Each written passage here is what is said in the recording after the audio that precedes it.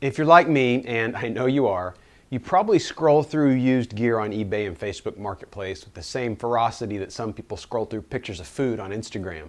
There's tons of killer used gear out there, so I'm going to show you how I built my latest super-ish bike for under $2,000. Okay, here we go.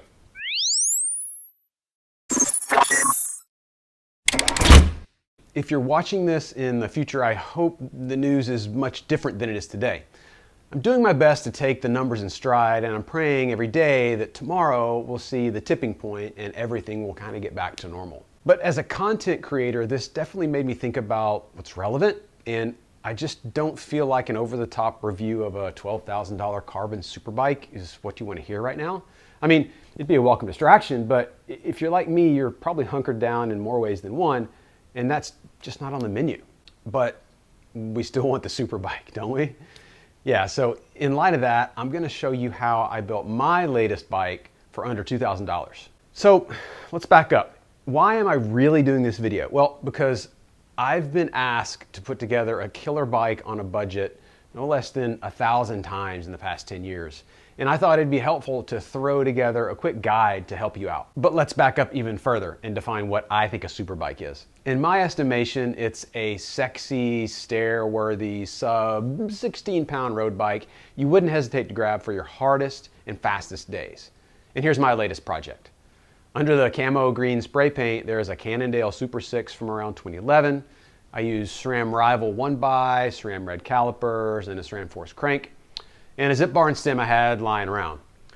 I stumbled upon the Mavic Cosmic Carbone Ultimates for $600 with brand new tires.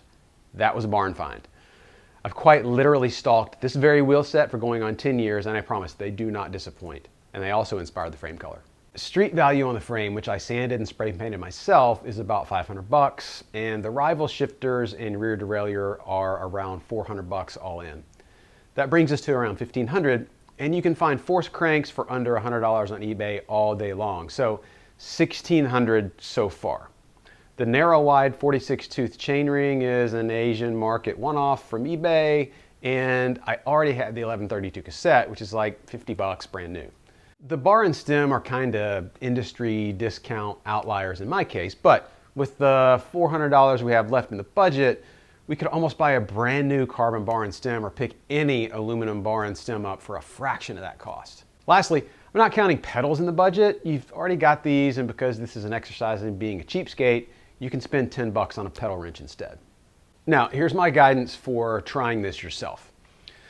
Let's start with the Grupo and just concede that Shimano Ultegra 8000 Mechanical is dollar for dollar the best group on the planet, and snatch one for like $6.99. 105 and Rival are okay, but not super bike worthy in my opinion, unless you mix it up with Force and Red like I did. Next up, wheels. Seems like $600 can get you just about anything you want in a racing tubular in like new, barely ridden condition. Zip 404s are a standout because they're just the best all-around wheel I've ever owned, and I've had two sets of the toroidal version with the 88-188 hubs. They're bulletproof, but if you'd prefer clinchers, then there's plenty of Reynolds Strikes, Assaults, and I even came across a set of higher-end Reynolds 58s for $585. And the 58s are every bit as good as the 404s. For the frame, here's what I'd suggest. Set a target of $800 and search for Cannondale Super 6, Specialized Tarmac, Ridley Excalibur, or Cervelo R3. You could even throw a Ridley Helium in there as well. If you want aluminum, then the Cannondale CAD 10 or the Specialized Ale are every bit as good as their carbon cousins. And a quick eBay or Facebook Marketplace search should yield plenty of results. And if they don't, then I guarantee you're less than 30 days of stalking and scrolling away from the frame you want. Be patient, it'll surface. Until then, I hope this is a helpful starting point. Do me a favor and drop me a note with your eBay barn finds in the comments below. I'd love to hear what you found. Okay, until next time.